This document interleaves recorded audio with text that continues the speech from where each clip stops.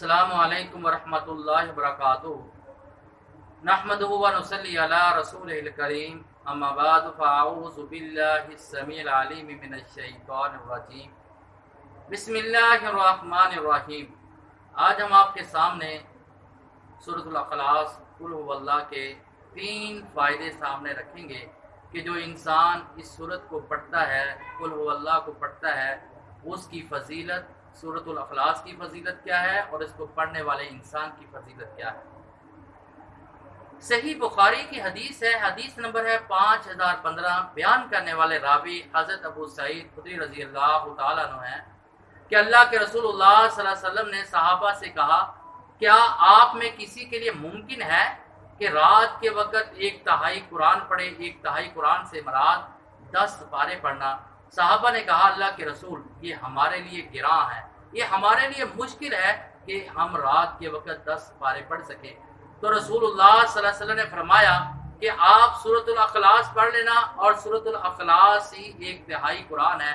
जिसने एक मरतबा सूरतुल अखलास पढ़ ली और उसको 10 पारे पढ़ने का सवाब मिलता है।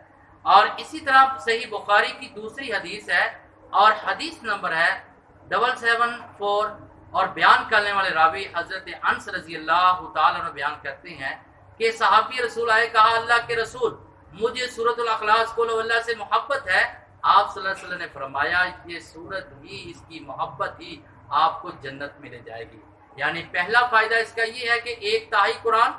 दूसरा फायदा इसका ये है कि इंसान के जन्नत के दाखिले का सबब। और तीसरा फायदा इसका ये है कि जो इंसान सूरतुल अखलास को 10 मरतबा पढ़ता है, नबी अलैहिस्सलातु वस्सलाम ने फरमाया, अल्लाह रब्बुल इज्जत उसके लिए जन्नत में महल बना देते हैं। हजरत उमर फारूक रजी अल्लाह तआला अन्हु कहने लगे, अल्लाह के रसूल, ये वजीफा तो हम कितनी बार कर सकते हैं और कितने ही महल बना सकते हैं? तो पैगम्बर अलैहिस्सलातु वस्सलाम ने कहा, क्या उमर फारूक? नबी अलैहिस्सलातु वस्सलाम ने कहा कि उमर फारूक, अल्लाह रब्बुल इज्जत के खजाने में कमी नहीं है, लिहाजा हम अपना महल बनाते हैं, हम अपनी कोठी बनाते हैं। महल और कोठी जो है अपनी सोच समझ के मुताबिक बनाते हैं। लिहाजा जब हम पढ़ेंगे, ये वजीफा करेंगे, तो अल्लाह रब्बुल इज्जत हमारे लिए कितना खूबसूरत बनाएगा। क्योंकि इस सूरत में तौहीद को बयान किया गया, अल्लाह की वहदानियत को बयान किया गया, और शिर्क की ये अपोजिट है। शिर्क जो है इंसान की जिंदगी को और आमाल को तबाह कर देता है।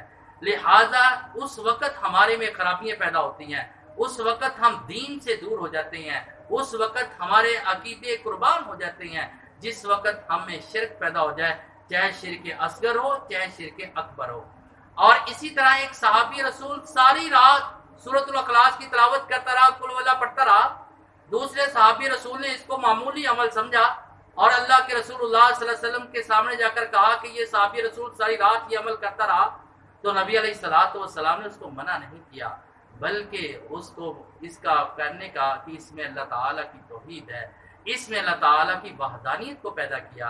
जैसे पहले बयान हो चुका है कि इसकी सूरत के साथ मोहब्बत करने वाला और इसको पढ़ने वाला और इसकी मोहब्बत और पढ़ने वाले को ये सूरत उसको जन्नत में ले जाएगी। अल्लाह रब्बुल इज्जत से दुआ है कि अल्लाह रब्बुल इज्जत हमें इस पर अमल करने की तौफीक अता फरमाए। वमा अलैना इल्लल बलागुल मुबीन।